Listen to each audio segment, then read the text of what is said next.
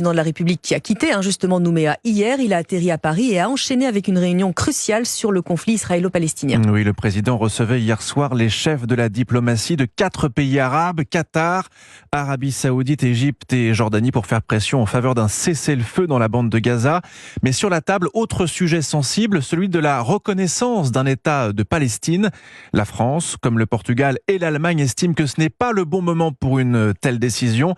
Pourtant, dans les colonnes du Parisien, l'actuel représentant personnel d'Emmanuel Macron au Liban et ancien ministre, Jean-Yves Le Drian, n'est pas, Chloé Lagadou, de cet avis.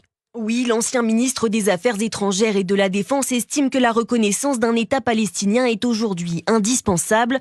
Poser cet acte donnerait une nouvelle force à la seule solution politique possible, soit la création de 2 États distincts, explique-t-il.